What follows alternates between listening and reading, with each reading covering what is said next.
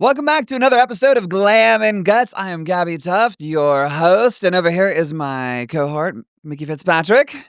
Touch myself. What the shit? I'm so excited, Gabbi, because it's our second to last episode, and I can't be any more excited. You're quivering. Your voice is shaky. It's like you just had an orgasm. You know what? I did. You're stroking the chair. You know what? It's the aromas of the Glow Protein shake. It is. That is right here. For anybody that can't see, we have cute little solo cups here. And this episode is brought to you by Glow Protein Powder. Glow is my company. I am the founder. I am the owner. I'm the formulator. As of today, we have moved over 6,000 bottles of Glow Protein. Cheers to every one of my customers that's loving Glow with over 235 5-star reviews. One of the healthiest proteins on the market. Cheers, honey. Let's take a little sip. Oh, God, that's good. Cheers to the queers, honey. Here we go. The queers. Well, this episode is titled Slash It or Stash It. So we're going to play a little game, and we're going to dive into all sorts of fun stuff. Mickey, why don't you take the lead with this? Because this is your brainchild. It's my brainchild, but it couldn't be my brainchild without you, oh my God. friend. I just see a note here. I'm like, here, Mickey, take the lead. Then I'm like, let me take it back. I'm looking at our notes, and I just see fat people aren't funny. I'm like, the fuck, bro? Yeah, we got so much shit to hammer. What is this bullet point? I'm like, what are we going to talk about? Oh, we're going to talk about some things and stuff. Okay. To anybody that's overweight, we love you. I don't know what this note's about. We absolutely love. And I mean, look, I was a thickums. You were a thickums? Before all the things and stuff. I've tried to get 2 BBLs and failed both times. I've been a thickums twice. Yeah. I love being thick. I don't. No. No shade to my thick girls out there. And, you know, because I coach thousands of people that lose weight. No shade. I did not like it. I felt like shit all day long. I got laid. What? Yeah. When you were heavy? Yeah. It was fine. You just got laid. So like, wait. I was hang on a second. So like gay boys like a. It's so funny. I didn't realize I was thick because I like dressed it. I did it. I found clothes that fit these thick thighs. I was happy, but the bullet point was because I was expressing the fact that like I've read these articles from these comedians that were like, fat people aren't funny anymore. Like it was like, I thought it was interesting because in this weird analogy, I was like, okay, fat people aren't funny. They were talking about like some of these comedians like Jonah Hill, for example, getting booked on different movies and stuff. Maybe not getting booked the way he used to get booked because he was the fat, funny kid. Oh, wait. And you're talking about because Jonah Hill lost weight. Yes, honey. He got on the shot, right? Rebel. I don't know. Allegedly. I don't know. Rebel Wilson. Another thick girl, lost a bunch of weight. Why do I know that name? Oh, I mean, got Bridesmaids. Oh, she's been like spy movie, like funny different things. But okay, so what you're basically alluding to the fact that like when Jonah Hill lost all the weight, he had a hard time getting bookings because they're like, we want a funny fat guy for the roles. Yeah, and I guess people thought like he wasn't funny anymore, and then there was like, okay. Then I was thinking about in this weird analogy, like I'm the guy that used to be the sober guy, like or the not sober guy going on all these festivals. And then now I went to the festival sober for the first time and I had a great experience. But as things were getting passed around and I was just like, no, not my thing anymore. Let's back up. Let's back up. Yep. What festival did you go to? I went to Electric Daisy Carnival in Orlando. This is the one where Carissa and Kendra, double Ks, are on your arm. Honey. Walking around in slingshots and pasties, right? My Judies. I love both of them to death. Yeah. They are my favorite humans. They must have looked so hot. When I say my Judies, I've been calling them big booty Judies the whole like. Kendra's booty is out of control. It is so hot. But Carissa. Walking around like Borat and shit. Okay. A fucking slingshot with pasties on. Yeah. So you used to go to all these festivals. We talked about this on earlier episodes. We know that Mickey has gone down the sober path. Yeah. And so how long has it been since you've been at a festival and not been sober? Well, the beginning of this chapter of this life, I ended that life's whatever, that chapter, at Ultra Music Festival in Miami back in March, the end of March. April 1st Okay. was the beginning of like this new thing. And you had that big epiphany there where Yeah. you're like, I don't want to do this anymore. I'm done being Bernie. Okay. I'm done. From what's funny? We get at Bernie's. We get at Bernie's. That's Yes. right. I was.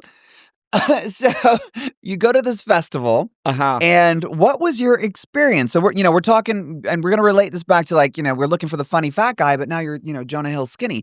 So what was the experience? You're sober. You're at a music festival where everybody's rolling on Molly and they're drunk and just everybody's doing blow and everything else. Everything, yeah. So we happened to have a table. Okay. We were invited into our friends' area, and it's like the table. Like we were the center of attention, right? It was a pretty cool experience, and thank you, Adam, for that, and your friends that were so awesome and generous. But center of attention.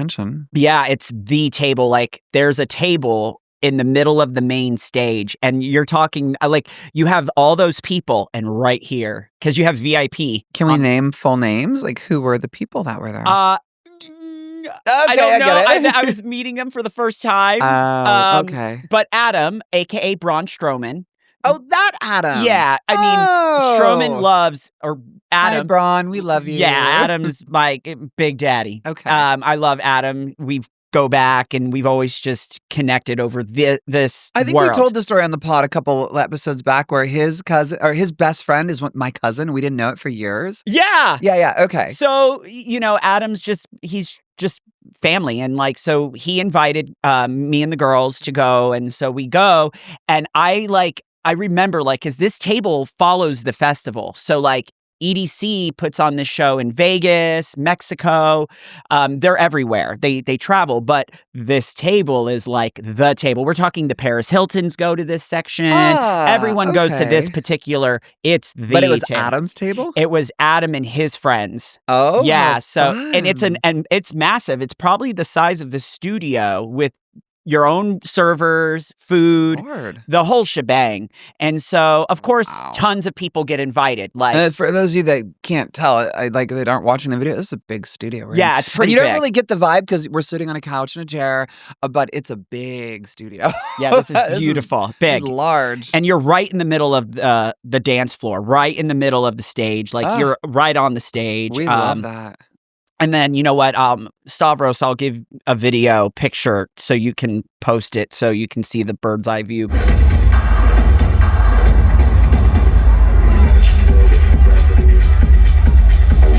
I loved it. This was such an experience, especially it's telling to this time. Yeah. But to be involved with, people I didn't know. And, this was like, okay, let's see how this networking goes. And of course, people offer you things. And when you say offer you things, we're talking about all the good stuff. Party favors, drinks, including food. I was like, have some drugs and have some appetizers. Have a pizza. Like, a pizza with some Molly on top? Yeah. I was like, no, we're good. So I was definitely like booting things out of my way. But what is that like? So, you're watching everybody around you that's just absolutely, blitzed out of their mind on everything. Yeah. And you're the sober guy. I loved it. You loved it. I chose this. First of all, the music I grew up listening to. Like, I grew up in the dance music. My mom, I remember Real McCoy, Runaway, that infamous song. You were not in the car the other day. That's so funny. It came on. I was filming with Matthew and Mia. Matthew's my assistant. Mia and I and Matthew went out to film, and Runaway came on. We're at Starbucks. We're getting our daily coffee, and I covered the LCD screen. I go, okay, who can name either the song or the band? And Mia goes, I've never heard this. And Matthew's like, wait, I know this song. Neither of them could name it. That's like, dude, it's wild. the Real McCoy. I'm like, come on, guys. That is freaking wild. That was my first introduction to dance music. I was a wee little thing, and it was a tape. Like the Real McCoy tape. A cassette tape? Yep. Gotta be careful because now we are absolutely dating ourselves. Because 90% of the viewing audience, they won't know what a cassette tape is. They'll be like, what? What is that? Or a Mm. VHS? You know, I grew up with a VHS. My dad had the big ass recorder, like the camcorder, and you had to have the big square thing on your. Oh, it was in a bag. Like Oh, half the yeah. VHS player came off in the bag, Oh, and it was yeah. all hooked up. It was just like a monstrosity you carried around just to get video. It was incredible. I'm like, what in God's name? And if we mention that, people are like, I have no idea what you're talking about. It's wild. Yeah. And my nephew, my niece, when we talk, like, you know, because my Kayla, Kenny, like, we love that music. That's what we all grew up Got on. it. And Kayla's been in the picture, you know, as long as Kenny in her middle school and high school. They're like high school sweethearts. So like we all kind of like grew up together in a weird way. And I just we will be at the pool and like we pop in the old 90s like dance music. Like, Well, I had the mix going on the way over. Yes, I you was playing did. the YouTube mix. I found some cool DJs, but okay, back to the event. So you said you loved it, Yeah. but how was it different? Did the people treat you any differently? Yeah, so Okay. but you know that's where the fat people aren't funny, like da da da da. I'm like, hey, the sober guy can still hang, Right. like you know, I'm still just as fun. As a matter of fact, people were like dropping, and by that I mean like you could tell they were like done, tired, Right. because you exhaust, you gas quickly on these Oh, yeah. things, and you get hot, you like whatever. I was like boom, boom, boom. I was raging, man. I was ready to go. But I just was like, no, I'm good, I'm good, I'm good. Like, and I could tell like because I wasn't, it probably made them feel weird. Because you know, Do you think at that moment, so you're center stage, you're at, you know, the A-list table yeah, in this music festival where that is the table. yeah. Everybody can see you from down below. Mm-hmm. Like you said, the A-listers, they stop by, they come by the table. Mm-hmm. Do you think that by you saying no so much, it made them look at their demons and questioned it, you know, what they were doing? I wonder. Yeah, I wonder. Does it make you less attractive of a friend to be at that table at that point? Well, If you're saying no and everybody else is just fucking hammered and high and rolling, it's like, and here's sober Mickey. well, Adam knew. He knows because Right. we're buds. He knows And I so does don't. Carissa Yeah, and Kendra. and everyone's so good to me. That group was good. So I don't know if it was premeditated, but there was a guy that Adam goes, "Hey, I have a friend for you," and I was like, "No way, Adam has a fucking dude for me." Like, and this notice what we've been talking all week about this. I didn't know he's gonna have a guy for me waiting because he knows I'm single and shit. Right. So I get there, fucking gorgeous guy from Montreal, and he knew. Adam told him that I like what it, and he was like, "Let me give you water. I know you're not." I was like, "Oh." He did tell him. Like Adam kind of gave him the Iggy that I wasn't partaking, but he was like, "You're dancing your ass off and you're sweating," and he kept giving me water, and I was too paranoid, like to take shit from anybody. Just Even the in water? case. Oh yeah. Because people spike it, right? Bunny on her podcast, she had this, and I'll never forget it. She talked about never drinking, even if it's her own house. Like if An there's a open caps. oh, dude, if there's a bottle, even if there's a lid on it, if that thing is half, get it out of here. I ain't ever touching it. Wait, really? Oh yeah, I didn't see that. She on one of her podcasts talked about this. Like, I don't know if it's a germaphobe. I don't know what it lies under. I don't know what she said, but I relate it to that so hard. Even if there's nobody in my house, if there's a bottle that I think I remember putting on the coffee table, even if it was 4 hours ago, it's going in the trash. Or I water my lily plant with those. I was just about to say, or I give the cats the water. It reminds me of, remember the movie Signs where the little girl leaves it and Mel Gibson's like, what's wrong with this one? And she's like, it's contaminated. It was Dakota Fanning when she was really young, right? Yeah. It's contaminated. Yeah. Dude, that is me. I don't even care. I don't even want my own germs. Like, I want nothing. Yeah, I get that way because it's, you know, it's just Mia and I, but Mia has a terrible habit of just leaving, you know, her stuff everywhere, first of all. And it's probably my fault because I have housekeepers. But she'll leave water and then she'll swear it's not hers. I'm like, you know what, kid? I didn't open a single water bottle today. It's got it. She's like, it's not mine. I'm like, well, did fucking aliens drop it off? I'm like, what happened? Like, Bruce Willis dropped it did off. a fucking gnome come by? I'm like, kid, it's yours. Clean it up. She's like, ugh, why? You don't know it's mine. I'm like, just fucking help out around the house a little bit, will you? Little shit. I love you to death, kid. But okay, so The whole experience, so you felt like maybe it was a little awkward when Yeah. people are kind of coming by and you have to say no Mhm. so much.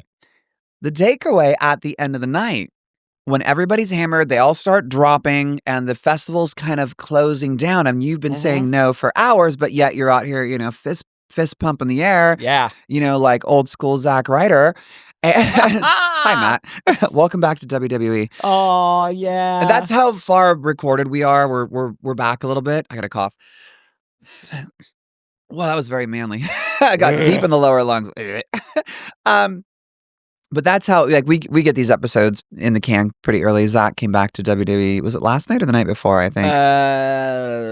I think it was complete SmackDown Cardona. last Friday. Okay, so there we go. So that's welcome back, Matt. But end of the night, close it down. You've been fist pumping. What is what's the takeaway? Would you do it again? So we just bought tickets for the same very festival Ultra that I stopped. That was the last time I did it. We just bought tickets for March. Are you excited? Stoked. Okay. I'm on cloud nine. Like, again, it goes back to Real McCoy. I love the music. The culture is amazing. Right. Like, and for me, like, because I've been there, done it, walking through crowds of people, I'm aware of what's going on around me, and that hasn't left. It's like you instantly gravitate to understanding the culture. Like, yeah, there are people that are probably under the influence.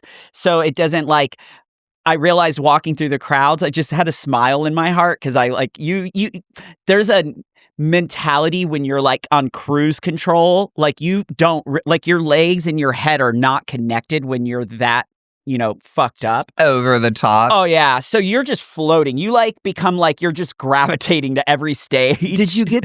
Here's a question. Now that you saw everybody, in a different space, you're not part of the high and drunk crowd. Yeah. Did you look at them differently? Did they annoy you? Were you No. frustrated with them? No, again, it's like it's like because I did it for so long. It was part of my profession at one point when I worked in the clubs for so long. You kind of just partied here and there to kind of keep the vibe going or make your money. And, you just lived. And so now that what is it called? Like that switch is still there. Okay. So it's like, okay, so there's and again, it's an awareness of respect. It's a cultural thing, that plur in the rave community. Okay. Because I find that really interesting. Because when I am around people that are just hammered, Yeah. I get frustrated.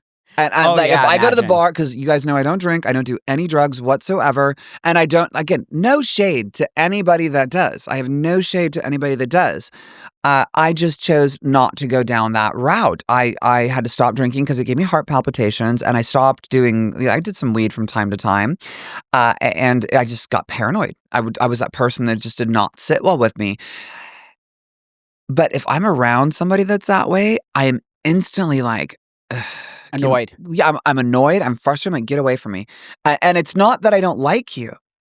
I think I've just had so many negative experiences with people in that space. It reminds me maybe of myself being that person. Mm-hmm. And I have done everything in my power to move away from those times in my life. The stories that make you cringe from your past. I am not the same person that I was 5 years ago. We know that. 10 years ago. We know that. I mean, there were times, before I even thought about transitioning, Priscilla and I would just get hammered every single fucking night. Like we would go, I would smoke a cigar and I would have a handle of Johnny Walker. And this is back when I was 280 pounds of a man. Right? 280 pounds of a fucking bodybuilder man. I thought my liver could handle anything. And I could literally outdrink anybody I knew because I was so heavy and I metabolized that shit so quick. But I would literally need so much to even get a buzz. It was crazy. I would take an entire scotch glass full. Like I put like 2 rocks in it and then I would just fill it to the fucking top. And I would just drink it like it's water, the first one. And then I'd go a little slower on the second one. And that was every night. We would just get fucking inebriated every goddamn night of the week and for like a year. And I look back on that, I'm like, what did that do for me? I don't Yeah. like that person. I didn't excel in business. I was tired the next day. My mind was foggy all day long. I'm like, I hated that person. When I look back, I'm like, I don't ever want to be that person again. It's that there's a so I think it scares me to see it's people like that. I have to face my own demons. I guess you could say I have a tolerance at because I'm at the festival and that's part of the culture. I have a tolerance for it there. But I think I'm eye to eye with you in like a sitting, like if I was at let's just say you had a get together at your house and people were drinking. If someone's messy, Oh. you've lost You're me. out, dude. You're like, Yeah. I would see your ass to the door. I'm like, I got a beautiful grand piano and I've got light gray carpets. I'm like, I've got white everything. I'm like, you can leave. I'm like, I Yeah. don't take spills on my carpets very well. It's just that is when I become impatient. Like messiness there. It's one thing at a festival because it's just part of it just comes with the package. Like you're going to see people like on drugs and hallucinating and all, and you just have fun with it. It's part of the culture, and I've done it for And so you know what you're long. there for, right? Yeah, and I submerge like things that like my friends are like they watch the videos and they're like cringing, like I cannot believe that because I'll go in a sea of people. I zip through crowds of people to go right in the center of the tent because that's where the speakers are knocking you, and you want to feel like, especially electronic music. They're controlling those basses. They want you to feel the song, and that's my favorite part. Is that you get like emerged into the music. You feel the emotion behind it. Is that what it is? Absolutely. So I don't need. I've learned I don't need the drugs anymore. I've gotten to experience that. And let me tell you something, it's fun, but it's not for everyone. I have had moments where I've like feared my life because I was like, the dragon's coming. I'm like on Game of Thrones all of a sudden, and Cersei's like attacking me. What was the dragon's name in Game of Thrones? Oh, shit. I know she's like Dracarys. I'm like, oh, yeah, she was great. She's hot, man.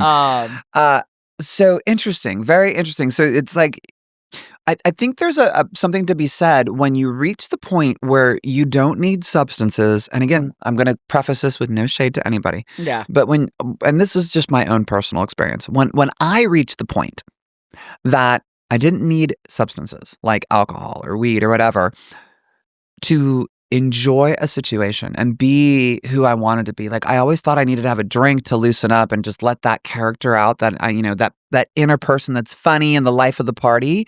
When I found that person without alcohol, I was all, oh, I've been this person all along. And it completely unlocked this new chapter in my life where I just was like, I don't have to destroy my body from substance. I don't have to wake up feeling like shit every single day. And I don't have to make decisions that I regret, because every bad experience I have had, and I'm thinking back on it right now, every bad social experience, every bad argument I had with Priscilla, every dumb decision I made, like in, life, I was drunk. I was fucking drunk. And I'm like, not just drunk, but like hammer drunk. And so now if I want to cross the boundary and do something, I'm like, I'm going to do it lucid. And I'm going to really take that whole experience in to see if I enjoy it or I don't. That was really, I wouldn't say it was a test, because I know like going to EDC this past weekend was going to be an experience, but I definitely went in the same mentality. Like if I'm going to go, I'm going to do it. I'm going to do it for the music. I'm going to do it for the experience. And I'm just going to fucking like go. But it's wild what I took back. It's like you ride the Splash Mountain and it's like, how like I survived which is now Tiana's Bayou. Yeah, we gotta use proper oh, we're gonna go to Disney, guys. Yeah. we're doing some season 2 interviews in LA early December. And so again, we've pre-recorded some of this, but we're all going to go to Disney the first day before. We're going to do my favorite thing. By the way, not even thinking, now that you say it that way, I'm like, oh my God, what a way to kick off season 2 to celebrate. Oh, I know, right? Disney. Hi, we're here. It's like winning the Super Bowl. I know. It's going to be so fun. We're going to Disneyland. So EDM festivals. Slash it or stash it? Stash it, baby. Stash it. It's staying. Okay, cool. It's staying. You had another note on here. It was past stories that make you cringe. We kind of touched on that. Yeah. You want to dive into that? Well, I think when I thought of slashing and stashing, it was like thinking of this episode and thinking of where we are currently in our lives. And I think of like moments that we've experienced Here it and comes. spoke, and the people that have come in and out of our lives. And we kind of had a moment last See night the look on speaking my about face. it. It's the cringiest moments of our lives. It's a mental health thing that I'm learning in this journey now, that we store things. We store it to protect ourselves. We store certain moments so that we can like prepare ourselves to go out into the world and like survive the world that is, right? But I've learned that I don't always have to stash those memories anymore. Like, I don't want to stash them the way I used to stash things, because I'm like, I'm going to just give it a chance.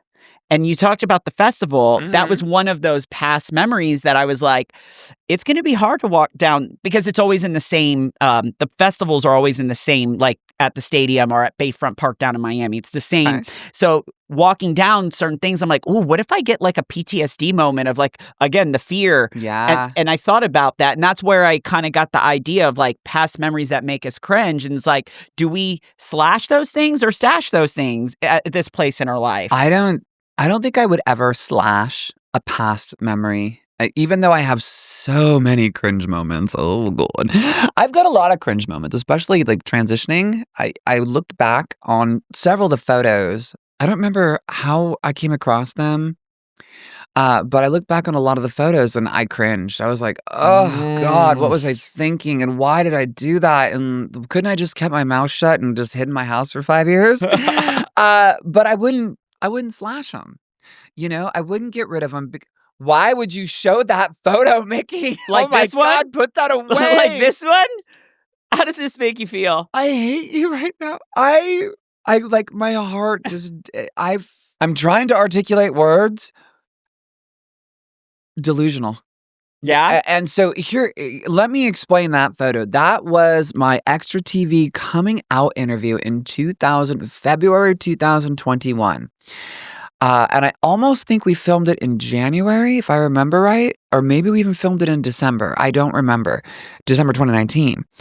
I was only 2 or 3 months on hormones. Let me see that again, Mickey. That's terrible. You ready? I need to look at that to really feel the feels. So in my head, oh God, this is so hard to look at that. In my head at the time, I thought I looked beautiful. That's how fucking delusional I was in the beginning of my transition. And I truly believe like hormones, they do something that fucks up your mind in the beginning. Like the injection of cross-sex hormones makes you fucking delusional. And I thought I was pretty. Well, I'm going to... Like I look pretty. Well, but you know what it was? Not that I looked pretty. I felt right. And I look at that and I just go, how could you think that you looked like a woman? But Gabbi, I have to intersect, because I think I understand where you're coming from, right? Like, oh, I thought I looked beautiful, da-da-da-da-da. Here's the thing. Sorry, I threw up my mouth a little bit. Transitioning in going through this chapter of your life, it's like you're being reborn again. So in a way, it's like all of us, like we grow from like that, whatever the kid, you're kind of, this is the birth of Gabbi. So you're not going to be... the birth of the ugly duckling face too.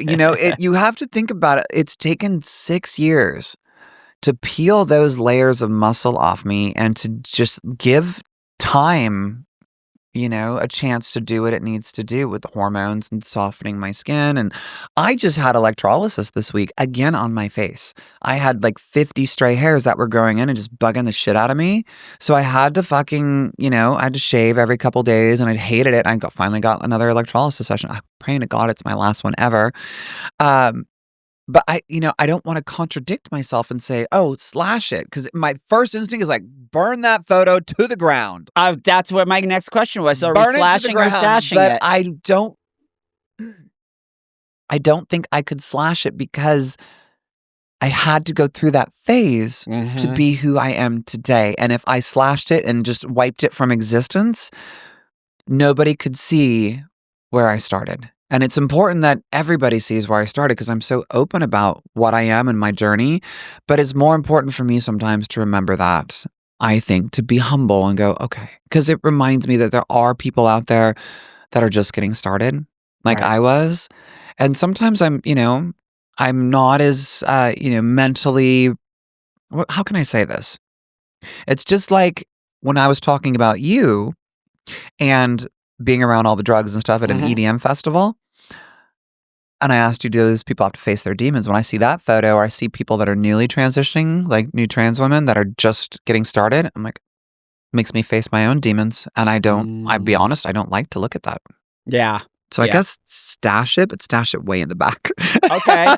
Well, you know what? I before we continue, Are we slashing and I stashing? Because I I got photos of you we can yeah, talk about. I wanna I'm going to just, dig up some shit on you right actually now. break down what I'm speaking of. So I don't think we got to explain what slash it or stash it is, but slash it or stash it is this concept talked to Gabby about, and I said, "Hey, I have this idea.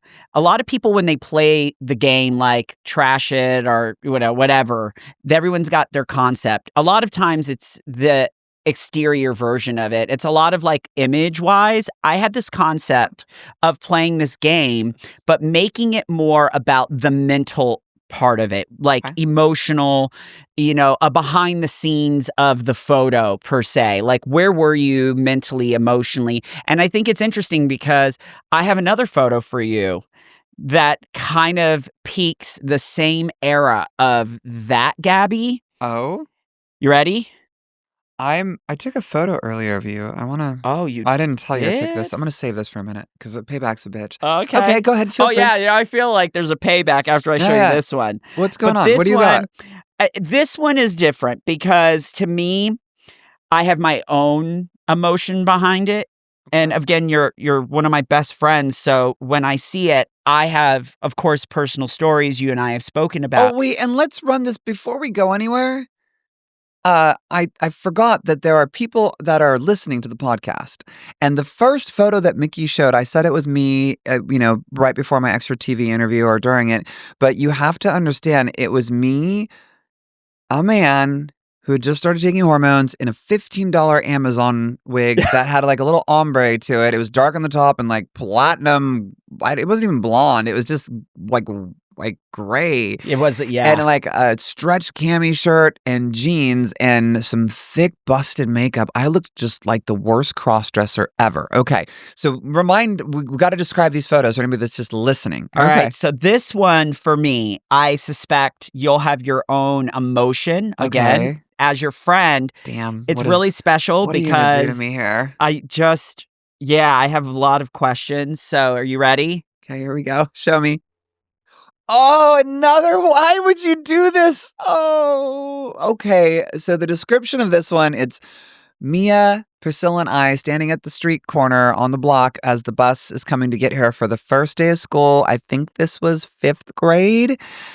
And I am still gigantic in a horrendous, bright pink wig. My nighty shirt on is just a tank top. I have no bra on. You can absolutely see my nipples through there.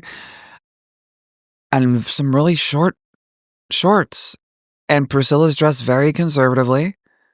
Mia is dressed very conservatively. She's in a phase. That is pain for me. That was a painful year for Mia at school. She took a lot of shit at school. That part of my transition was very confusing for my entire family. That was the year that Priscilla and I separated, that I almost killed myself. There was a lot going on there, and that is pain.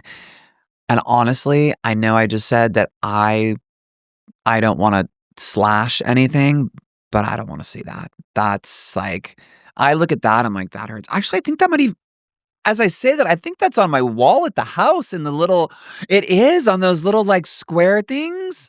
I see this photo all the time. I walk by it, I don't even look at it. Oh my God. I see it, and I always think of like, again, I have my own feelings. We need to And swap those out, dude. That's got even me. I was saying a couple months ago, she's like, "Can we change these?" I'm like, "Yeah, let's do it. You pick the ones you want, and I'll change them out." You know what? That's what I'm doing tonight. I'm changing those. So you are slashing. This one's getting slashed. I'm sorry. That was just such a pain. And I don't ever want to forget those times, but I don't want to have to look at it and be, have the image burned into my mind and my brain every single time I walk by. I don't think I want that in my life.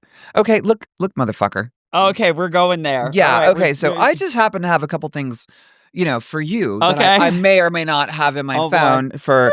I call it the dirt bag. I have a folder called the dirt bag, and it's my dirt on Mickey, just in case I needed a moment like this. So The Dirt is a Motley Crue movie. Let's go. is for it? Rock Oh, and you roll. love Motley Crue. Okay, so let's talk about other times in your life. Okay. We're going way back. Oh boy. How do you, would you slash this one or stash this one? Whoa! All right, that bad bitch right there. Explain it so the audience that All is right. listening can see. So, first of all, it's me in a massive, I want to say it's about a foot long mohawk that's ombre'd. It is the biggest mohawk I've ever seen. I mentioned on an earlier podcast about drag houses. This was one of this. This was more of a club kid, though. So you have drag queens, club kids. You have different, genres of drag. Okay. This was a club kid. Club kids were more androgynous. They kind of embodied the both male exterior and the female. I would put X's over my nipples. Because I would always rock my actual chest. Are you wearing a corset too? Yeah. In this? Yeah. I performed. So red corset with black vertical stitching over the bones of the corset. Denim vest with fur. Massive, yeah. And a big old mohawk on top with dark hair. However, the drag makeup goes up your skull to the top of your head, like into the head. I mean, it's like a whole nother level. I was bicking my hair back then and completely bald, skin like. And you've got like the Rey Mysterio contacts. Yeah. In your eyes. So my drag mother was Epiphany Androgyny, was Eric's name. He has since passed. I miss him so much. Eric, I love you. What an era of my life. Eric we met via Mac when I worked at Mac. He used to shop with me, and Viva Glam is a campaign that Mac ran, and proceeds of it went to AIDS research. Oh. And over the years, Elton John, Christina Aguilera, and RuPaul were all big spokespeople for Viva Glam. Okay. And this was for a Viva Glam event. And Eric invited me and said, "Hey, you're a bad bitch." Because I would do Eric's makeup sometime for like his drag shows. And he's like, "Would you get in drag with me?" So that, my friend, was actually my first time as frequency androgyny. So Are we slashing or are we stashing? I am stashing that. This is a good memory. Yeah. They asked me that night after I presented. They didn't know what I was going to come as. They just were like, "This is my version. You're my drag daughter. So I want to see what you can bring." And that's what the fuck I brought. And I had, just so you know, I had platinum mohawk hair. I bicked it off so that I could bring the makeup all the way back. They didn't know I was coming like this. You shaved that part of your head just for this event? For that night. Yeah. Wow. All for the love of AIDS and HIV and presenting something that was so passionate to the company. That. And Eric and I mean, we spoke and he's like, "You've been a backup dancer. So I have a question. Would you perform that night with me?" And I was like, "Dude, let's not tell anyone. Let's come up with some choreography. I'll go home to get ready. I'll meet you at the club. Let's do it." He's like, "All right, I'm performing Janet's new song." And it was, oh shit, I can hear it. I could hear the song, Feedback. I don't remember which one that is. Feedback. Oh, I'm not singing it. But But she did a club remix of it. And so we performed it that night. And so anyways, I'm stashing that because rest in peace, Eric. Rest in peace to Frequency, because that bitch is long gone. I will never do that again. And by the way, someone asked me in the streets of Ybor City, Tampa, Florida. Ybor is like our strip of all our clubs. Yeah, I used to live in Tampa. I remember. Oh, Ybor. yeah, okay. Yeah. So I'm walking. The club that we performed in was next door to a major hip hop club. So there's lines of people, and I'm like, oh my God, there's an event happening. Of course, the same night we're doing Viva Glam, there's like a huge rapper. So this group of people, they were just so kind. They were like, you bitches are bad. Y'all come into the da-da-da-da. And I was like, wait a minute. Not the Viva Glam. vitriol you were expecting. Yeah. So they're like, I was like, who's performing tonight? And they were like, Young Jeezy. And I was like, oh, Jeezy's awesome. I would love to go in there like this with Jeezy. So we keep making it. We get there and somebody else goes, where y'all going tonight? And I was like, fuck it, we're going to Jeezy. And so I'm like, all in drag. And they literally, the promoters were like, if you really want to come later, like, we got you. Like, I think this is great. Oh, and how so, funny. Of course. I mean, it's like a total spectacle. So it just adds to the atmosphere of what they're trying to. That's great. Yeah. I love that for you. So that's a stash. Absolutely. That's a stash. Well, speaking of, backup dancers, I happen to have another one here.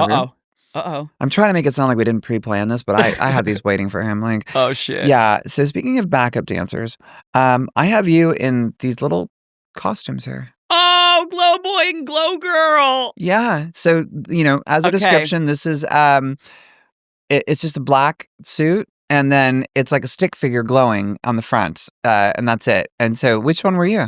I was Glow Boy. Okay. You sure? So right next to me, Glow Girl, was Tammy Chad.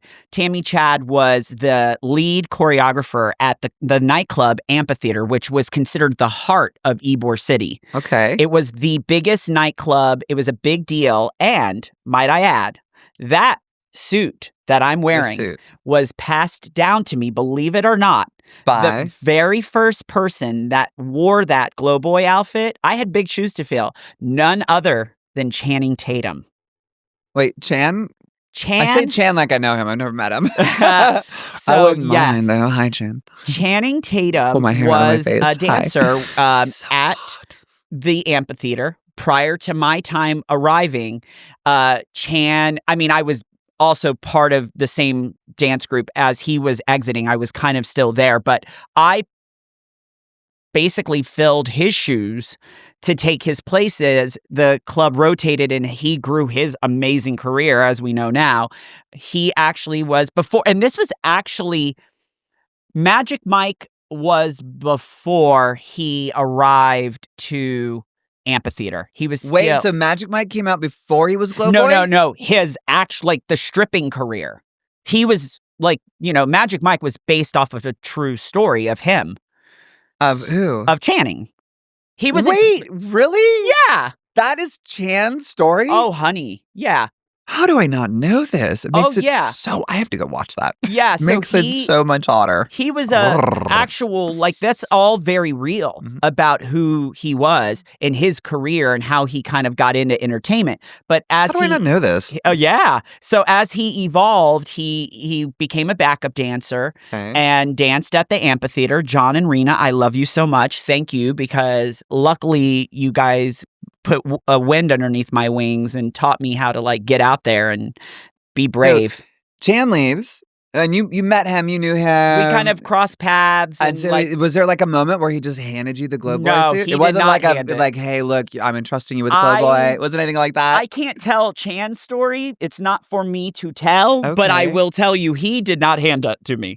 I don't think that the departure was the best departure. I think there was some bridges that had to get burned in order for him to be who he is today. Okay. So but again, not my story to tell, but I filled that suit with pride, knowing that I've seen Chan fill that fucking suit and he can dance his ass off. Oh, I thought you were specifying other things that were filled. Listen, I would love... Was there areas that were had a little more room than they should have, or that you expected when you put it on? Yeah. Fuck. Oh, yeah. Chan is all man. Just Darling. was it a two-hander? Is that where? Oh, that I don't know, but I mean, there I'm sure are some ways you can look up on Google, boys and girls. Google's our friend. If we hypothetically did that, Yeah, I mean, listen, God. he lived. I mean, again, he was a male dancer, so I would suspect that there would maybe been a size requirement. I don't know. Good Lord. All All right, I'm tossing. So are we slashing it or are we stashing it? Absolutely stashing We're that. stashing this one. Okay. Yeah. All right. You got any more for me? Or are we done? Are that you it? kidding me? Oh, you do have more.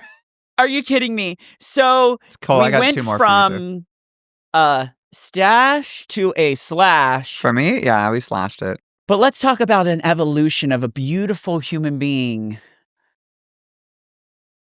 Oh, hello, mother. Yeah, she is something else. She's in here somewhere. Yeah. God, that you hear me getting quiet because it just evokes like emotion. I was her for 9 months. I walked around every single day cutting promos in my house, developing that character, and I think they call it method acting, where you just embrace the character and you just never break the character. Yeah. I wasn't quite there, but for the most part, I had to just kind of live as her, and it was such a powerful feeling because she is a powerful character, and that moment right there, that was. That was moments before J-Rod and I locked up in the match. Yeah. I think that was me watching J-Rod come out, and that was literally moments before I tore that fucking house down. Just controlled 500 people, did everything I set out to do. It was a beautiful moment. And there's a lot of emotion in that photo because to this day, I didn't get back to WWE yet. I didn't get back to AEW, and I'm not sure if I'm going to do it. And I've been out of the ring now for 9 months. I hurt my foot. I had the hair transplant. And now that I'm out of the ring, I'm like, I miss it, but I don't like destroying my body at 47 years old. And every time I was in there, I'm like, is my heart going to last? With my heart surgery, I'm like, how much longer do I have? And is it just going to start? Am I going to go into AFib or have an irregular heartbeat, or is my graph going to break? But God, that was a moment. I'm definitely stashing that one. I have to add to that, Gabby, because as your friend, first of all, I'm so lucky that I got to be one of the people that got to be a part of that project. Absolutely. Yeah. But I will say this. It was such a labor of love. As I traveled, I was with WWE at the time as we were creating Mother, that I would sit on planes and I would just create these ideas in my head of how do we put feeling behind it, and Rick was also very involved in that project. Bassman, my current business partner in Glow Protein Powder, which by the way you can find on shop.coachgabbi.com, or just go to coachgabbi.com and hit the shop button. Mm-hmm. Yeah, Rick and I like that shameless plug. I remember Rick's great. Sitting backstage and we were just talking about wow, the moment's here.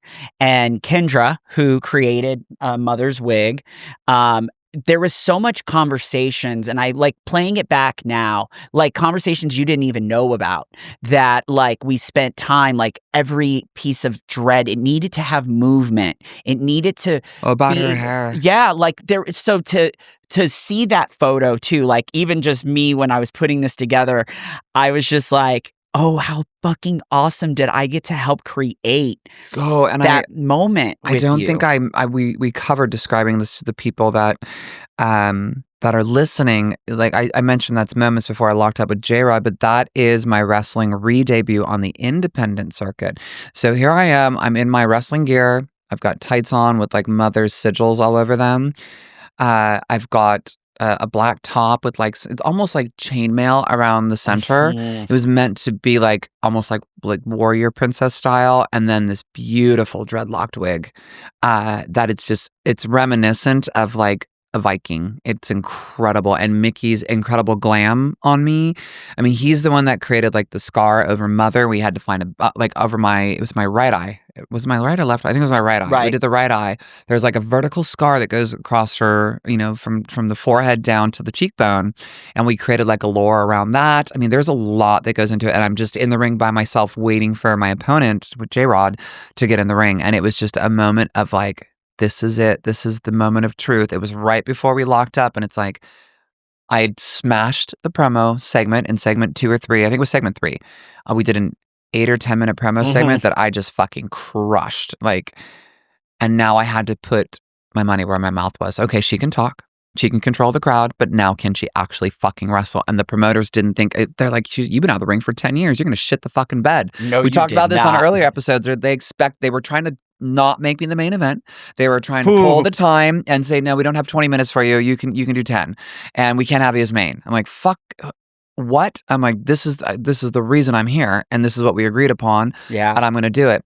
And so it was my moment to prove everybody wrong, and I did. I just remember there was a point where Kendra and we were watching from like different angles. Like we walked around the improv. Oh. And at one point, you know, I wanted to go say hi to like Jesse and Bunny and like Mimi and Haley and Kaylee, and everyone was like, everyone that came in. There was like Tava was up there with Sherry and tons of people. Eden was there with Christian. So I wanted to greet everyone and like say hi. I'm the one that, you know, helps do the hair and makeup and saying hi. So I didn't want to be in anyone's way. But Kendra and I just going, it was so angelic just watching like the movements. You were just buttery out there and you were just smooth. But to see you, it was like in my head, they happened in slow-mo because it's like you jumped from the turnbuckle in the air and the springboard hair meteora just moving in your body, just like I said, angelic. It was just like you guys rocked it. But that moment was pivotal for how hard you worked on doing that. It was my dream and a team of incredible creators that came together to make that happen. Your Glam, your discussions with Kendra on how the hair should move, and like the reason it moved the way it did when I jumped off that, you know, when I springboarded off the top rope, it's like, that's why, because you guys had these discussions, and it took 3 of us to create her, you know, plus a couple extra people that I'm not going to name right now that kind of help with the original idea. It's just like, it took an army to make her. I have to say too, let's not throw out, since we are Glam and Guts, darling. Yeah, there's a lot of guts. Kendra and I, when we spoke about this, I think it's important that we add the reason why we did the dreads. I think the big reason. We're talking about the backstory and like where we got the inspiration? Yeah. Oh, okay. So if y'all are familiar with The Walking Dead, Michonne would come out and she would have her 2 zombie brothers on chains. So our inspiration came from that. And she had these beautiful dreadlocks, and we just were like, what can we do with this? How do we recreate this image of Michonne, you know, with her 2 zombie brothers? Because she was just this little tiny thing, was a fucking warrior. And we were just like, okay, this fits in perfectly to Mother's like psychology, where, you know, she is completely, and it, you know, we took it our own level. We put our own spin on it, because the 2 guys that I came out with that were on chains, like Mo Kelly's, he's 6'5", I think. Big boy. Yeah. Parviz, he's only, you would think he was like 6'2", he's like my height, but he's bulky as shit. You know, and you got these 2 guys in the Friday the 13th jumpsuits. Oof. And instead of him having like the Jason mask on, we put like sycophant masks on them, and I chained them up. They had chains around their necks, and it's like, here are these 2 giant freaks that could obviously, like, I couldn't hold them back if I wanted to, but it was symbolic of the psychological power that Mother had over everybody. If she could control these 2 gigantic thugs and freaks on chains without having to put any effort into it, what is that? Like, that's unnerving to somebody that sees that. You know, she's walking around with these guys, and then when I unleashed them, I was like, you know, okay, you don't want to listen to Mother. I'm like, make Mother proud. And then I unchained them, and they just tore the shit out of the, you know, J-Rod's boyfriend in the ring, and it just was like, oh, they're devastating. Yeah. And the second she calls them off, like, hey, get back here. They're like dogs, they heal. They're like, we called them my hounds, like my hellhounds, basically, is what we called them. And just all that came together to create this incredible aura. So definitely stashing that memory. How many years ago was Mother? Mother was almost a year and a half ago. It was July to 2 years ago. Jesus Christ. Mm-hmm. It'll be 2 years. Was it 24? You 24. Know, as I... It was a year and a half ago. Reflect, I think about different people that were so proud of what you did. Like Natty, I remember speaking to you as we're glamming you for the day. You spoke to her on the phone I that called morning. her. And, she was cheering you on. But I couldn't have done it without Natty's help. Natty and TJ. I know we've talked about this before, but I have to, and I don't want to cut you off. I'm sorry, but it's important to give credit where credit's due. I asked Natty. I hadn't talked to her in 10 years, and actually, you gave me her phone number to text her. I remember that, and I was no, I still had her number. I just had to double check with you. Yeah, and I texted her. I'm like, I haven't talked to you in so many fucking years, but I'm back, and can I come train with you? And she was like, come on down. And that was it. Like, I went and trained with her. I think I was at the dungeon 5 or 6 times prepping for, and I went on my own dime. I fucking flew myself out there. I stayed in a hotel, and I'm there. I would go like 2 nights in a row sometimes. Oh yeah. Yeah. I think about it, but one particular person comes to mind that, we don't have his voice to attest to it, but Wyndham. I think, oh, Bray. like how special his like mind was and how unique the Fiend and everything was current. As we were creating Mother, you were on your own path of doing this unique creative story, and he's doing his thing with the Wyatt family and everything he was doing over at WWE. And again, I'm in the middle of working at WWE, working with you and traveling at the same time. With Bray? Yeah, no, this is he had Bray had already passed, but long I'm just before thinking Mother. Like how great would it have been to be able to show him this? And I know he's above watching. He was and a lot of my inspiration, right? Because it was fucking cinema what he did, and it's so funny because I haven't talked to Taylor since I left WWE either. Taylor Rotunda. And I didn't know that the Wyatt Six was coming back. And funny story, nobody really knows this. Eric, what's Eric's last name? I can't fucking remember. From Wyatt Six. Jesus Christ, I'm drawing a blank. He was Wyndham's original lackey. I can't remember.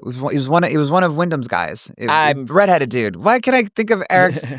Anyway, he was the redheaded guy in Wyndham's crew. It was Harper and Rowan. It was Rowan. Sorry. Rowan, I'd actually talked to Rowan, and there was before he got called back to WWE, he was going to be one of my hounds. He didn't completely commit to it. We had just started talking, and he liked the idea, and we were really talking it through, and there was a good chance he could have been one of my hounds. And then WWE called him. Yeah. And he was like, I can't say where I'm going, but it's not where I'm at now, and I think you understand. I'm like, oh, totally. He's like, otherwise, this would have been fun. And I'm like, and that's what it was. It's like we were recreating.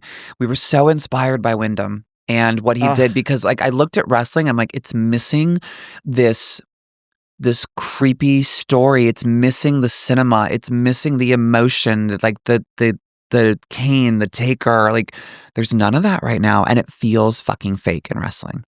And cheers to the Wyatt Six. They did a great job, but if you notice, they ain't fucking on TV right now. They did. They are, but it's like not. They ended up taking the moment because Halloween Horror Nights, one of the biggest things ever, Wyndham always wanted. Oh, that's right. They ended up doing an entire haunted house with Bliss in it. Everyone from the whole family, even his rocking chair and lantern are in. I completely forgot. Yeah, so I think they were trying to focus on that. Like kind of like an homage. Yeah, let they're around. Let them have their moment. Yeah, I think they were kind of like there was a big gap in their story because they were so involved with pushing this for Wyndham, and it was. Well, I still feel like WWE did them dirty. Like the Wyatt Six, I felt like they had an incredible. They had an incredible debut. It was just even I was sucked. I'm like, when they debuted, I was like, shit, they beat me to it. But at the same time, I'm like, God, this is good. I remember bodies laying all over the place. It was awesome. Like that was awesome. But I would have done some different things after that. But I would have booked it differently. But I'm not a booker. I just feel like Wyndham would have loved totally everything you were doing with Mother. Mother. Oh God. I hope so. I think that was where I was kind of going with it. It was just a matter of like your time with him at FCW, and it was so fun. Pretty special to have this moment. He wasn't around for it, and like in my journeys working, I kept thinking about this as I'd go and I'd walk into the building and you and I'd talk. I'm like, damn, and I'm so close to JoJo. And That's right. yeah, JoJo and I are super. I mean, even now she, participates in some of the AEW stuff, and obviously we cannot not talk about Wyndham, but yeah, I just think about like how he would have loved what you were doing. So God, that's where I was I going with just so that. grateful for that. Like, So let's keep it moving because Yeah. I got another photo for you. more photos of this? Oh, God. listen, this is called Slash It or Stash It for a reason. You got a photo. Should I, You should I ready? do? Okay, Since we're you right first, where we're and then at. I'll burn your ass after this. So we're right where we're at Let me get with Mother. let me get Let's comfy. take it back a little bit, shall we? Shit. Tell me about this. Oh, fucking Tyler Rex running down the. Is that? What is that? Is that? That's your cock. Oh, I'm like, what is that giant fucking thing between my legs? I don't know. That's what I was looking at when I chose the photo. Wait, let me see that. All right. Is that? I mean, hey. Like, oh my God. That Yeah. was huge. I mean, Fuck. It's a photo of me running down the only time I ran down the ramp was at Rumble. so, Is this a Rumble photo? oh, yes. Dude, okay, I so did that side for note, a reason. hormones, yeah, it's not that big anymore. But that's a big old dick. Jesus Christ. I just have I to. remember Priscilla looking at me like a year ago. She's like, wow. Huh. Like she just happened to walk into me changing. She was like, okay. It's Just really what like happened to that? thing? Wait a minute. It's really like that? Oh yeah. It's Oh. just it's not like a micro penis or anything. It's just very, very not that. Really? It's a lot smaller. Interesting. Yeah, part of it too is like I don't have a libido, so like I don't really solo session a lot, and just like you don't use it, you lose it. Like all the Wow. cells just kind of So when you see that body the Rumble and that photo. bush, So it's a picture of me as Tyler Rex running down the ramp at the Royal Rumble in 2011. 11. Wow. It was the Nexus debut. It was when Punk fucked me over. Yeah, Huh. we talked about that on a previous podcast. Uh-huh. I wouldn't change that for the world. No. And here's why. Because that moment, that's part of why Mother is who she is and who she was. Because I got so fucked in that match, and I realized at that moment that nobody is your friend.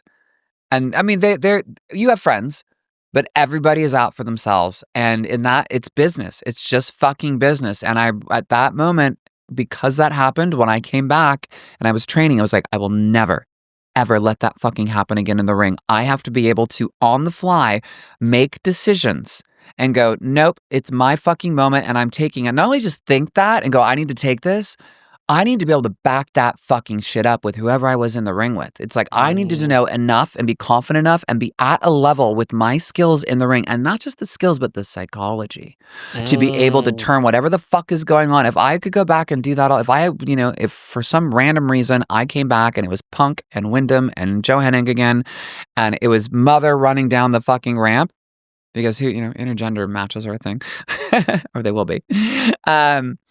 And they did that to me this time, they would never let it happen. I'd weasel my way out of there and fucking do something. I'd take out a knee or, not literally, but, I would work my way to where like, fuck no, I'd squirm me out to the apron and run around there and squirm around and make something else happen. I'm like, what's going on? No, nope, my moment, back the fuck up.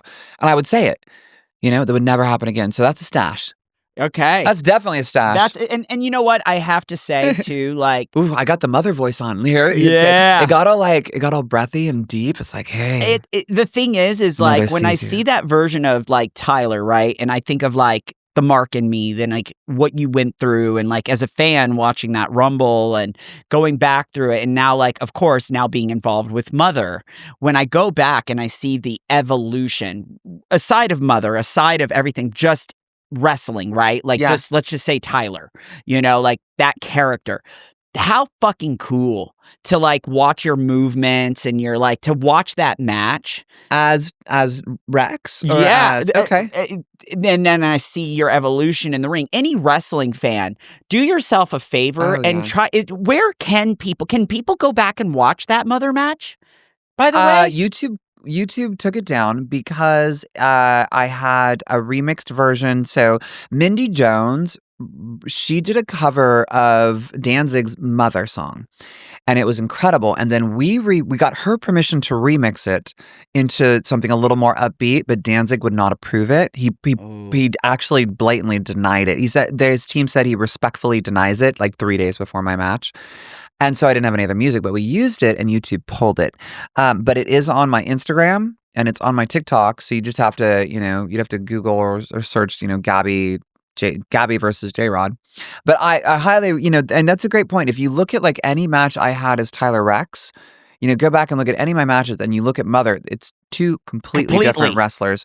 I had to kill Tyler Rex, and every movement that he had, I had to be sure that I did not move the same way in the ring. I had his aggression, but I could not move the same way. I could not act the same way. And like even Chavo, he was just like, it is night and day on who you were and who you are now. He was blown away. And the one thing Chavo told me, he was like, you cannot teach aggression like this. This is built into you. It was so, Gabbi, like, again, as a fan of the business, being able to like, again, I, have the moments of watching the hair move and the makeup and all that in action. That was cool. But as a wrestling fan, I love the sport. I love the sport of acting and fighting and like storytelling. And oh my God, I need every wrestling fan that's listening to this episode to do themselves a favor. Part of it is like the entrance is part of the match. Like there's an air and there's like a tension in the air. You can feel it. You can see the crowd. You can feel the music. Like if you just show the match, you don't get it. You got to watch the promo. You got to watch the 8-minute promo. You got to watch the 20-minute match. It's like you're going to sit down for half an hour and be like, fuck, I can't turn this off. Well, in the world of Natalia Neidhart, who says like how crazy that now, like with her book out and everything, she talks about how people like Bianca, Tiffany, they all fell in love with wrestling because of Total Divas. You could be the reason this clip being, added to this episode. People that don't know wrestling that well, that maybe follow you in your health journey and nutrition and everything that you're doing as Gabbi and Glam and Guts even. We might make some people wrestling fans from this clip. You never know. I just say we need to add it because this was one hell of a match. This was a WrestleMania match for sure. Oh God, it was the equivalent of my Mania moment. That was it. This was and thank you for saying that. Humbly, I accept that. And it was like, honestly, Chavo said the same thing. Rick said the same thing. And when we were talking about, and again, Rick found Cena, Miz, Sting, Ultimate Warrior, Morrison, Melina. I mean, the list fucking goes on of the people that Rick found and also Rick built.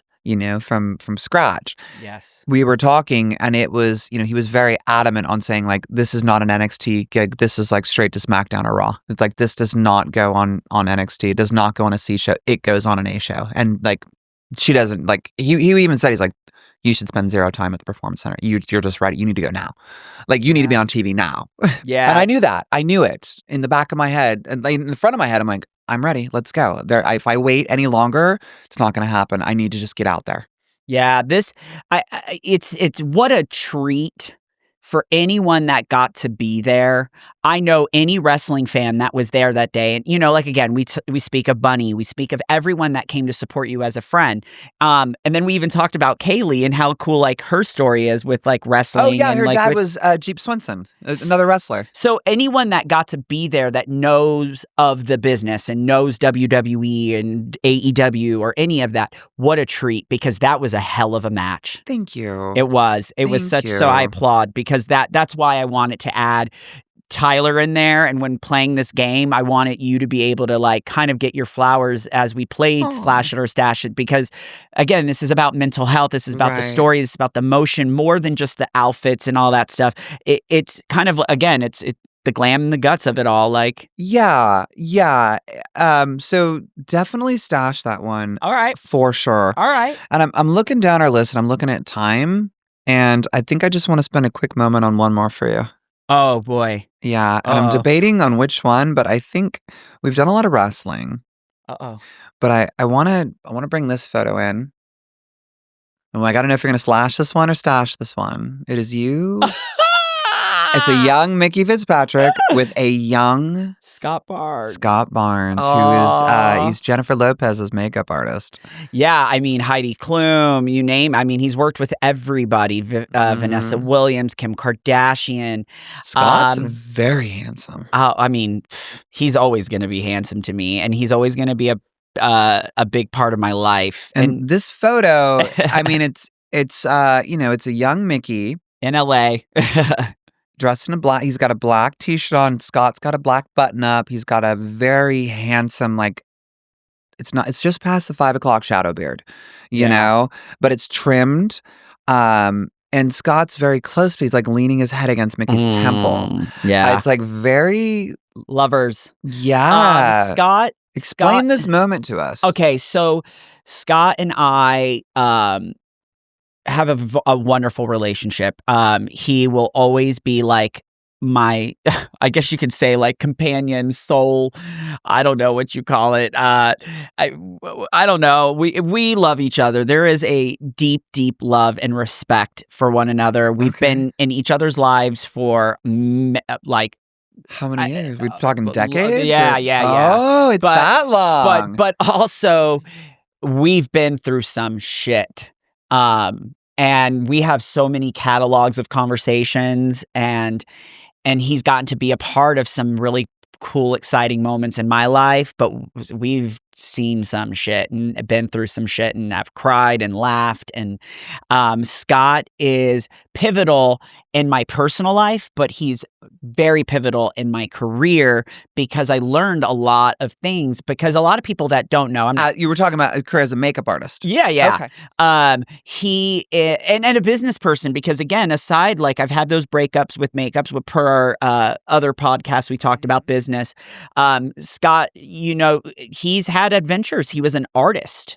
A lot of people that don't know Scott, we'll have to have him on the podcast. I think we were on the same brainwave. Yeah. Like, it'd be great to have him on the pod. Yeah, he was an artist, like painting, like canvases, like he's an artist. So as a business, like, he's an artist. Aside of just making these women look outstanding for films and their album covers and everything, red carpets, Scott sees things very differently. And I think that's one of the things I think you, again, like, aside of the friendship, you know, when we work together, and I'm even today when I'm creating you, I have a vision. Like, we talked about Kylie Jenner today, like trendy. Oh yeah, we did like a little. Well, I mean, I look nothing like Kylie, but we borrowed some of the inspiration that Ariel did on her. The blush style and everything was like inspired by Kylie. I think all makeup artists and hairstylists craft these ideas of their client and want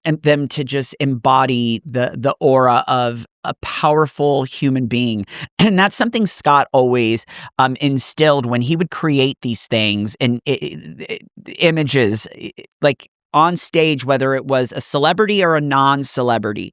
There is a power behind making someone feel a certain way. Mm-hmm. And that is in every client I create in my chair, I think of Scott. Every moment. There isn't one person I put in my chair that I'm not like, no, baby, I need you to walk out, whether you're going, I've had real estate agents in my chair, I've had you in my chair, and the list of wrestlers, but even a male, when you're in the chair, I want them to go out there and exude power. And that's something, Scott, it's the power behind the look. When you're like halfway done with my look today, and I look in the mirror and I'm like, I don't like that woman I see. And then when you're done, I could see your creation starting. And when you're done and you put the lip on, I'm like, oh, let's fucking go, honey. Yeah. And it's always like that. Like midway through the process, I'm like, it's very different than I'm used to. And then when you're done, I'm like, I can conquer the fucking world. Yeah, and you did. And we did. Because where did we pit stop before we fucking came here? Where did we pit stop? Yeah. Well, Speaking I don't know if I want fucking power move. I don't know if I want to tell that story. Well, you felt so fucking powerful. You tell the story. Listen, we talk about Scott instilling power in every woman, and I always try to do that. I try to instill power. I want you to feel absolutely confident. So confident that you roll the fuck in, not only in this place, but what car are we already in? We haven't told the podcast what happened with that. I bought a Corvette Z06. So C8 Z06. So we're not just leaving Gabby's house and coming to film today. We're gonna go pit stop. Not just any. We go to fucking Lamborghini. In my Z06 it has the full carbon package, carbon fiber rims. Like, I mean, it is like the cream of the crop Z06. Yeah, so I just like, the sales guy that I talked to is a very nice guy. And, when I was trying to buy the Lambo, what ended up happening was I only got approved for $200,000. And I was pissed. I'm like, what? I had a $200,000 loan before. Why can't I get more? I'm making 10 times the money now. And what happened is with the first Z06 I bought, the 2024 one, remember it was a lemon, I made one payment and I made the dealership buy it back because the fucking thing fell apart. Mm-hmm, and it was literally a lemon. And I was like, I'm going to fucking lemon this thing out and I'm going to just scream your names from the mountaintops if you guys do not take this thing back. And so they at GM basically unwound the deal. They paid off my loan after one payment. So I technically didn't have credit history with a $200,000 loan because I paid it off so fast. And so when I went to get the Lambo, they're just like, you need something in between. I'm like, I did. They're like, well, you don't have any serious credit history with it. So I had to settle for my Z06. I wouldn't say settle. It's everybody. Settle, it's honey. Gorgeous. But you weaving me around. I'm feeling like I've left some flood puddles in here. But we did. Like the salesman, the sales guy was so nice. He's such a handsome guy too. He's such a nice. Get me going. I know Mickey was very enthralled with him. I don't want to use I don't his think name. I looked at the cars at all. You were like, come sit down. And I'm like, sure. I showed Mickey this brand new green Revuelto that I'd sat in last time. And I was like, hey, dude, can we sit in this? And of course, he's like, of course you can, honey. Like, just open the door for me. I sat and I'm like, Mickey, you got to sit in this. And Mickey's just so enthralled with the I was just at the level I needed to be. Like where I was sitting, my head was right. Oh, God.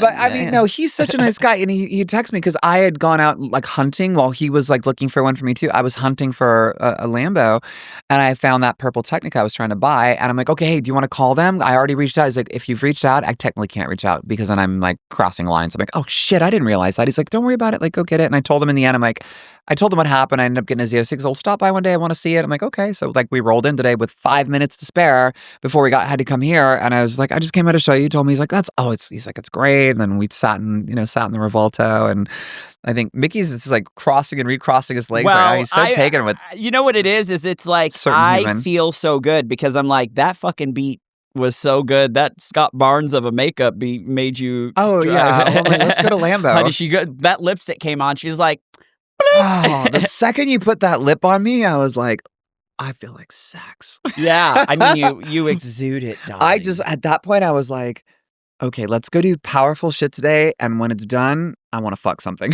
Yeah. And so you show me. Lip.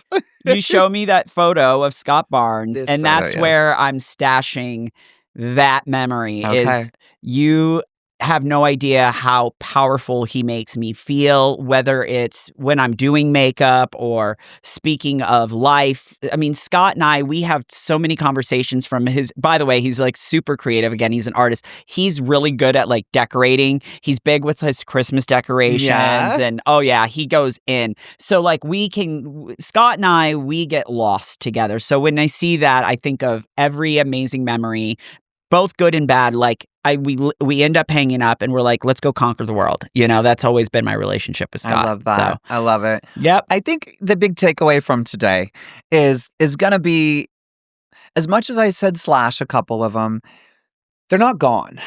Everything that we do in life, every experience that we have, you can look at it as a shitty experience or you can look at it as something that we grow from. And I always reference previous episodes. We've talked about these things before. You can't erase the past. And if you try to, you're not going to learn from it. You're not going to grow from it. And as much as that one photo of me in the pink wig with Mia and Priscilla on the first day of school, I don't want to look at that every day.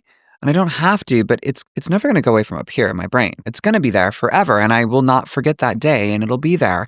And I've learned from it. I don't wear pink wigs anymore. I don't go out there. I don't do that shit. And I just, I don't need to wear short shorts. These are things that I learned, I'm like, I don't have to just overly try. Yeah. Just go be me. And I think that's probably one of the best pieces of advice we could leave people on with this is learn from your past, whether it's a good or bad experience, and go be fucking you. Authenticity is king and queen. Mm-hmm.